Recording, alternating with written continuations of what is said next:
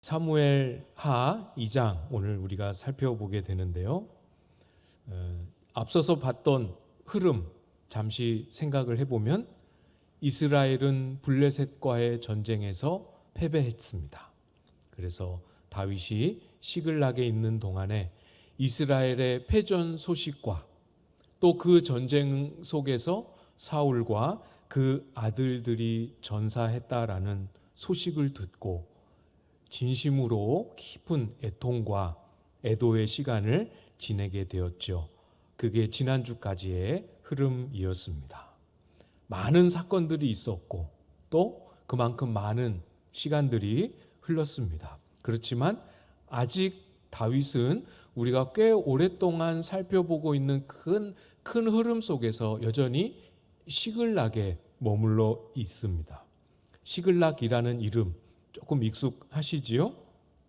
어떻게 시글락으로 가게 되었는지 혹시 기억이 나십니까? 가물가물하실 텐데 사울이 끝까지 다윗을 추격하는 것을 멈추지 않는 것을 보자 내가 사울의 손에 죽고야 말겠다 하는 두려움 때문에 블레셋으로 망명하기로 결정하고 블레셋으로 도망갑니다. 블레셋의 왕 아기스에게 부탁해서 이 시글락, 블레셋의 성읍 중에 이 시글락을 나에게 주어서 여기 머물게 해주십시오 해서 시작된 것이 시글락의 생활이었지요. 거기에 머무는 동안 이스라엘은 패배했고 사울 왕은 세상을 떠나게 됩니다. 그러니까 다윗에게 있어서 사울을 피하여 숨었던 마지막 도피처가 바로 시글락이 되지요. 그런데 마지막으로 도피해서 시글락으로 갔는데 지금 어떤 상황이 된 겁니까? 자신을 시글락으로 피하게 했던 이유와 원인이 되는 사울이 이제 없습니다. 어떻게 해야 됩니까? 사울이 죽었어요. 어떻게 해야 됩니까? 이제 다시 고향으로 돌아가야죠. 이 다윗의 고향이 어디입니까? 유다, 베들레헴이죠. 당연히 유다로 돌아가야 되지 않겠습니까? 고향인 유다로, 베들레헴으로 돌아가는 일은 지극히 당연하고 마땅한 일 아니겠습니까? 그런데 오늘 본문에서 보는 것처럼 적어도 다윗에게는 그것이 당연한 일도 마땅한 일도 아니었습니다. 1절 말씀의 앞부분을 보시면 그 후에 다윗이 여호와께 여쭈어 아뢰되 내가 유다 한 성읍으로 올라가리이까. 다윗에게는 자기의 고향이고 이 시글락으로 블레셋으로 피할 수밖에 없었던 원인이 제거되었고 그래서 누가 봐도 유다로 돌아가는 일이 당연한 것처럼 보이지만 다윗에게는 당연한 일이 아니라 이것도 하나님께 여쭤보고 하나님의 인도하심을 확인해야만 하는 그런 일이 되어 있습니다. 왜 그랬을까요? 그냥 다윗이 경건해서 성령이 충만해서 다윗이 경건 생활에 잘 훈련되어 있어서 여기서도 하나님의 뜻을 물었다. 맞는 말이지만 그렇게 보고 지나가기에는 아쉬운 부분들이 참 많이 있습니다. 오늘 이 시점에서 다윗에게서는 시글락의 의미와 시글락에 머무르는 이유가 바뀌어 버렸습니다. 시글락의 의미가 달라졌기 때문이에요. 말씀드렸던 것처럼 그 전까지는 시글락은 사울로부터 도망하여 안전을 도모할 수 있는 도피처였습니다. 그리고 시글락은 이때 당시에 블레셋이 다스리고 있었던 이방 땅입니다. 돌아와야 할 이유가 충분하지 않겠습니까? 시글락을 처음 들어가게 되었을 때 하나님께 묻고 하나님의 인도함을 확인하지 않고 자기가 결정하며 들어갔던 그런 땅이었습니다. 만약 지금 말씀드렸던 세 가지 정도의 이 의미가 여전히 다윗이 시글락에게 머물러야만 하는 이유로 여전히 남아 있다면 다윗은 그냥 자연스럽게 우리가 생각했던 것처럼 당연히 유다로 돌아왔을 겁니다. 그러나 지금은 그렇지 않죠. 의미는 달라졌습니다.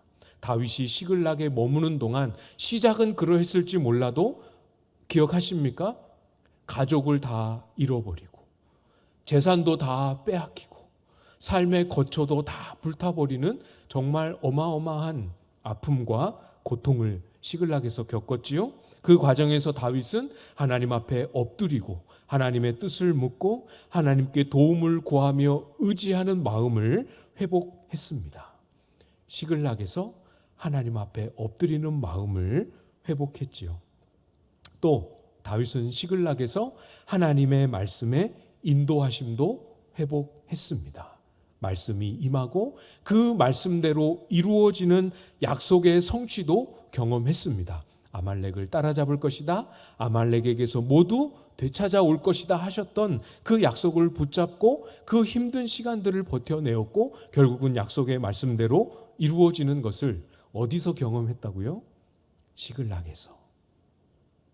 심지어 전쟁에 참여하지 못했던 그 사람들에게까지도 전리품을 다 똑같이 나누어주고 같이 전쟁에 참여하지는 못했지만 같이 하나님이 주신 그 승리의 기쁨을 누릴 수 있게 하는 그 은혜로운 공동체의 질서를 세우는 열매도 시글락에서 경험하게 되었습니다. 비록 이방 땅이지만, 비록 하나님의 뜻을 묻지 않고 결정한 일종의 오점이 남겨있는 그런 땅이었지만 오히려 하나님은 거기에서도 하나님을 찾을 때, 하나님께 엎드릴 때 하나님은 시글락을 회복의 땅으로, 하나님과의 관계가 다시 살아나는 땅으로, 하나님이 임하시고 하나님이 일하심을 경험하고 회복할 수 있는 그런 땅으로 만들어 주셨습니다. 시글락의 성격이 바뀌었어요. 시글락의 다윗이 오늘 머물 수 있다면 그 이유도 바뀌어 버렸습니다. 시글락은 이제 도피처가 아니라 하나님이 함께 하시는 곳. 시글락은 여전히 이방 땅이긴 하지만 하나님의 은혜의 흔적이 살아있는 곳, 나를 회복시켜 주신 곳으로 새로워졌습니다. 그냥 못 떠납니다. 여기에서 누렸던 하나님의 임재, 여기서 경험했던 하나님과의 동행, 여기서 회복했던 하나님과의 친밀한 사귐, 이거 잃어버릴 수 없습니다. 사울이 죽었던 살아있던 상관없이, 유다로 돌아갈 수 있는 명분이 있든 없든 상관없이 다윗은 여기서 누렸던 하나님의 임재하심과 동행하심을 놓치지 않고 끝까지 유지하기 위해서 하나님 앞에 엎드리고 묻고 있는 거죠. 어느 성읍이 더 좋은가? 이 성읍이 나를 맞이할 준비가 되어 있는가? 나의 고향이 어디인가? 이런 것들도 물론 중요한 내용들이 될 수 있지만 다윗의 마음에는 진짜로 가장 중요하고 훨씬 더 중요한 것, 하나님의 임재와 동행하심을 무슨 일이 있어도 이제는 잃어버릴 수 없다 하는 그 마음입니다. 그 마음이 준비되지 않으면, 그 마음이 준비된 상태로 하나님 앞에 서지 않으면 하나님이 유다로 가라 또는 멈춰라, 기다려라, 헤브론으로 가라, 베들레헴으로 가라, 어떤 말씀, 어떤 명령을 주셔도 실행하지 못합니다. 여러분, 내가 다윗이라고 생각하고 한번 이 본문의 정황 안으로 들어가 보십시오. 상상력을 조금만 동원해 보십시오. 헤브론으로 가라 말씀하셨습니다. 그러나 우리의 성정, 나의 인생, 나의 성정을 잘 알고 있지 않습니까? 헤브론은 너무 남쪽이고 헤브론은 너무 산골이고 하나님 헤브론 같이 척박한 곳 말고 내가 살던 베들레헴, 제 고향 얼마나 좋습니까? 양 목축하기도 너무 좋은 베들레헴. 우리의 마음은 하나님의 말씀하심 앞에 다른 것을 더 듣고 싶어 하는 마음을 잠재울 수 없는 것, 그것이 저와 여러분의 성정 아닙니까? 사실은 하나님과의 동행함을 유지하고 하나님의 임재를 잃어버리지 않는 그 소원과 그 열망보다는 내가 원하는 것을 하나님의 입을 통하여 듣고 확인받고 싶은 마음이 더 클 때가 우리 안에 얼마나 많이 있습니까? 급한 상황이 되면 하나님과 동행하는 건 얼마든지 뒤로 미루거나 취소해도 괜찮고, 급한 일을 우선적으로 해결할 수 있고, 그렇게도 마음이 조금도 불편하지 않는 것이 우리의 모습 아닙니까? 낯선 하나님과의 동행하심보다는 익숙한 불의함을 너무 자주 너무 쉽게 선택할 수 있는 것이 우리의 한계이고 우리의 연약한 모습 아닙니까?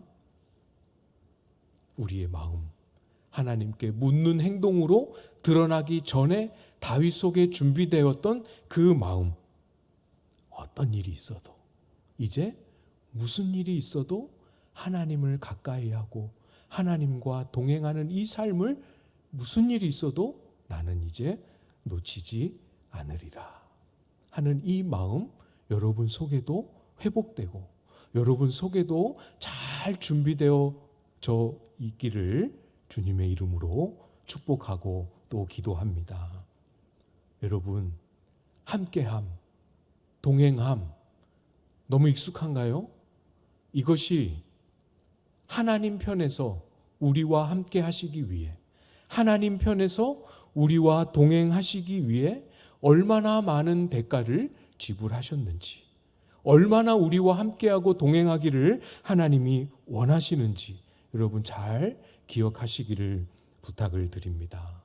하나님이 저와 여러분에게 주신 구원, 단순히 영원한 형벌로부터 건져내시는, 형벌을 면하는 그런 의미만 담겨 있는 게 아니라는 거 여러분 잘 아시지요? 우리를, 저와 여러분을 아들로, 딸로 얻으시기 위해서, 아들로, 딸로 얻으시기 위해서 생명을 대가로 지불하셨습니다. 우리와 함께 하시기 위해서 그 일을 계획하셨지요. 우리와 동행함을 이루시기 위해서 그 일을 실행하시고 완성하셨습니다. 우리 마음에 어떤 일이 있어도 이 하나님을 가까이 하는 것 놓치지 않기로 결단, 마음에 작정하실 수 있기를 부탁을 드립니다. 그런 결단이 여러분 마음에 서십니까? 그 결단을 하나님 앞에 딱 세우고 고백하는데 도움이 될 만한 말씀이 야고보서 말씀에 있습니다. 제가 한번 읽어 드릴게요. 야고보서 4장 8절부터 10절까지 말씀인데요. 잘 들어보십시오. 하나님을 가까이 하라. 그리하면 너희를 가까이 하시리라. 죄인들아 손을 깨끗이 하라. 두 마음을 품은 자들아 마음을 성결하게 하라. 슬퍼하며 애통하며 울지어다. 너희 웃음을 애통으로, 너희 즐거움을 근심으로 바꿀지어다. 주 앞에서 낮추라. 그리하면 주께서 너희를 높이시리라. 하나님을 가까이 하십시오. 힘을 써서, 애를 써서 하나님을 가까이 하십시오. 죄가 가로막던 나의 두 마음이 이 마음 저 마음 갈등하는 그런 나의 모습이 가로막던, 나의 감정이 가로막던, 나의 현실이 가로막던, 부유하고 만족스럽고 안락한 삶의 환경이 가로막던, 무엇이 가로막던 하나님께로 가까이 하기 위해 회개도 하고 애통도 하고 두 마음 품었던 마음을 하나로 다 모아서 하나님 앞에 엎드리기도 하고 수단과 방법을 다 동원하여 하나님을 가까이 하십시오. 그러면 약속하셨습니다. 하나님도 우리를 가까이 하시겠다 약속하셨습니다. 가까이 해도, 하나님을 찾아도 하나님이 저에게 가까이 하시지 않는 것 같다 하는 그런 마음 가지신 분들 혹시 있으십니까? 다시 결단하고 가까이 해보십시오. 이 야고보서 4장 8절에서 10절까지의 이 말씀이 무슨 뜻인지 알겠다 싶을 만큼 간절히 애통하며 부르짖으며 하나님 앞에 가까이 다가가십시오. 주님도 우리를 가까이 하십니다. 틀림없이 응답하시고 우리의 삶에 가까이 하십니다. 사울이 죽었지만 고향에 돌아오는 것이 전혀 당연한 일일 수 없었던 것과 마찬가지로 사울이 죽었다는 이유로 다윗은 왕이 되는 일도 전혀 다윗에게는 당연한 일은 아니었습니다. 이 상황들을 풀어가는 다윗의 모습을 보십시오. 4절 상반절 말씀에 보시면 유다 사람들이 와서 거기서 다윗에게 기름을 부어 유다 족속의 왕으로 삼았더라.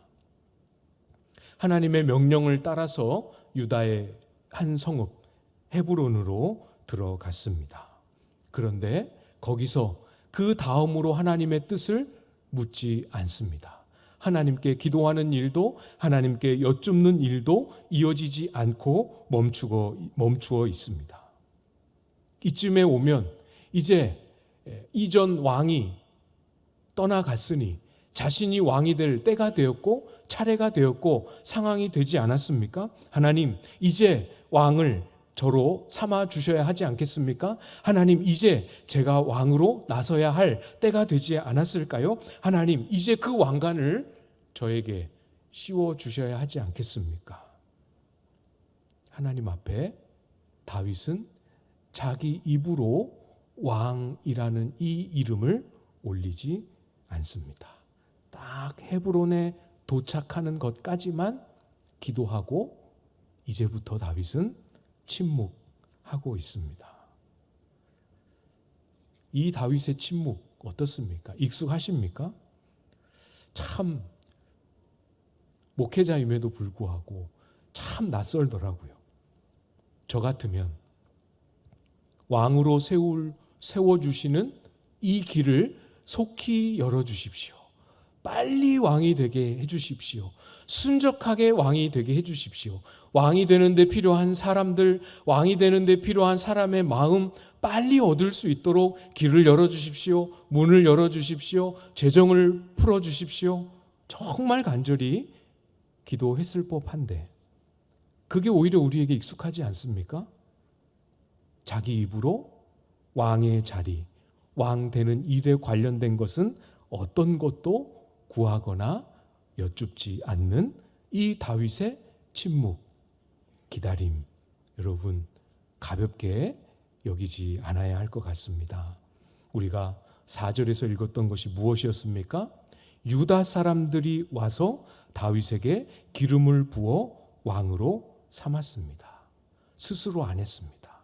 먼저 나서지 않았습니다. 왕이 되는데 필요한 작업들을 미리 준비하지 않았습니다. 유다 지파의 사람들만 왔습니다. 그러니까 더 많은 지파의 사람들의 더 많은 지지를 얻기 위해서 사람들에게 이렇게 다가가고 그들에게 도움의 손길을 뻗지 않았습니다. 유다 사람들이 먼저 와서 다윗을 왕 삼았지요. 뭔가 하나님이 일하시고 하나님이 길을 여시는 것 같은 그런 그림은 분명히 드러나고 있습니다. 그러나 유다 지파만 왔습니다. 나머지 지파는 오지 않았습니다. 나머지 지파들은 여전히 다윗을 왕으로 인정하지 않았습니다. 여전히 사울의 후손을 통하여 왕을 세워야 한다라고 생각하고 그 준비를 하고 실행에 옮기는 모습을 보여주고 있습니다. 여러분, 얼마의 세월을 참았습니까? 얼마의 세월을 견디며 참고 하나님 신뢰하며 여기까지 왔습니까? 실망할 만하지 않겠습니까? 하나님, 저 왕으로 기름 부으셨잖아요. 이 말 입으로 꺼낼 만한 때가 되지 않았습니까? 한술 더 떠서 여러분 11절에 보시면 다윗은 유다 지파만의 왕이 된 이 상태로 7년 6개월의 시간을 다시 더 기다려야 합니다. 스스로 왕을 자처하지도 스스로의 입으로 왕 되기를 구하거나 하나님께 여쭙지도 않고 침묵하고 기다리는 시간은 7년 반의 세월을 더 지속하게 되는 것이죠. 어떻게 이렇게 할 수 있었습니까? 무엇이 어떤 신앙의 기준이 다윗 속에 세워져 있길래 구해도 괜찮을 텐데, 하나님 앞에 이야기해도 괜찮을 텐데 애써 침묵하고 기다리고만 있습니까? 여러분, 다윗이 사울을 피하여 광야를 배회하면서 도망 다니면서 배웠습니다. 다윗이 사무엘을 통하여 기름 부음을 받았지만 곧바로 왕이 되지 못한 이유, 다윗이 나이가 어려서 아니었습니다. 다윗이 훈련되지 못해서 아니었습니다. 이전 왕인 사울 왕이 아직 그 자리가 건재해 있어서 그것도 아니었습니다. 물론 상황적으로 그런 요소들이 없는 것은 아니고 겉으로 볼 때 그런 부분들은 틀림없이 있지만 다윗이 오랜 광야의 시간을 지나오면서 배웠던 사실, 사울 때문도 아니요, 다윗 자신 때문도 아니요, 오직 한 가지 이유, 하나님의 때가 아직 이르지 않았기 때문임을 다윗은 광야를 통하여 배웠습니다. 사울 때문이 아니고, 사울이 살아있기 때문이 아니고, 하나님이 정하신 때가 오지 않은 것, 그렇게 이해를 했기 때문에 사울을 죽일 수 있는 기회가 와도 죽이려고 하지 않았습니다. 하나님의 때, 이것을 바라보고 있었기 때문에 사울 왕이 죽었어도 섣불리 왕을 자처하고 나서지 않고 여전히 똑같이 하나님의 때 오기만을 기다리고 있었지요. 다시 유다로 돌아왔지만 7년 반의 세월을 더 기다려야 할 때도 원망하거나 불평하지 않을 수 있었던 것은 여전히 하나님의 때, 그 때가 기다리고 있고 그 때가 예비되어져 있음을 신뢰했기 때문임을 우리는 잘 기억해야 합니다. 잘 기억해 주십시오. 하나님이 우리를 어떤 삶의 자리로, 어떤 섬김의 역할로 부르실 때, 하나님이 저와 여러분에게 어떤 약속의 말씀을 주실 때, 이것이 하나님을 신뢰하라고, 하나님을 전적으로 신뢰하고 기다릴 수 있도록 하기 위해서 주신 것이다 라는 사실을 잊으시면 안 됩니다. 부르심의 말씀을 주시든 섬김의 자리로 우리를 인도하시든 어떤 역할과 직분을 맡기시든 약속의 말씀을 주시든 그것을 통하여 하나님의 나를 부르셨음을 분명하게 확인하고 낙심하지 말고 하나님과 그 말씀을 통하여 긴밀하게 교제하고 믿음으로 인내하라고 주신 것이지 나의 권리를 주장하고 내 것을 요구하고 하라고 주신 것이 아닙니다. 우리의 사명은 하나님이 저와 여러분에게 기대하시는 바는 하나님을 어린아이와 같이 전적으로 믿고 신뢰하는 일입니다. 현실은 안 보여도 그 때가 너무 오래 기다려서 지칠지라도 하나님을 신뢰함을 포기하지 않는 것, 이것이 저와 여러분에게 기대하시는 가장 기본이요 기초가 되는 우리의 사명이지요. 다윗은 왕이 되는 부르심을 받았지만 진짜로 왕이 되는 그 일 자체는 하나님께, 완전히 하나님께 맡겨드렸습니다. 전혀 마음을 두지 않고 손을 쓰지 않았습니다. 사람의 마음을 얻고 세력을 규합하고 왕이 될 때가 되었을 때 이 영향력을 잘 사용할 수 있도록 전령을 보낼 생각은 조금도 없습니다. 본문에 보면 전령을 보내기는 보내지요. 어디로 보냅니까? 5절 말씀에 보면 사울 왕과 그 아들, 전사한 왕과 왕의 아들들을 찾아서 장사 지내었던 길르앗 야베스 사람들에게 전령을 보냅니다. 왕 되는 일에 관심이 있는지 없는지, 자기가 왕으로 부름을 받았다는 사실을 알고 있는지 모르는지 다윗은 길르앗 야베스 사람들에게 전령을 보내서 고맙다고 인사하고 잘했다고 격려하고 내가 유다 족속의 왕이 되었으니 꼭 그 은혜를 갚겠다고 약속을 전하는 일을 하고 있습니다. 여러분, 우리에게 우리의 성정에 익숙하게 보이지 않는다 할지라도 다윗이 걸어가고 있는 이 걸음이 성경이 우리에게 말씀하시는 참된 믿음이지요. 하나님이 하시는 일, 하나님이 때를 정해 놓으신 그 일, 하나님이 열어야 되는 그 일은 온전히 하나님께 맡겨 놓으시기를 부탁을 드립니다. 하나님 일입니다. 그거 가지고 와서 내 가슴에 두고 내 머릿속에 두고 계산하고 염려하고 마음 졸이고 그렇게 하지 않으셔도 괜찮습니다. 하나님이 하실 일은 하나님께 맡겨두고 의탁하십시오. 신뢰하십시오. 그러면 오늘 나의 삶의 자리가 다르게 보입니다.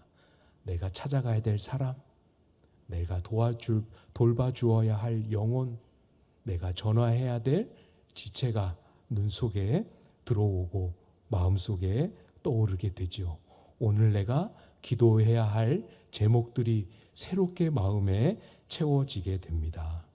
이것이 믿음이지요.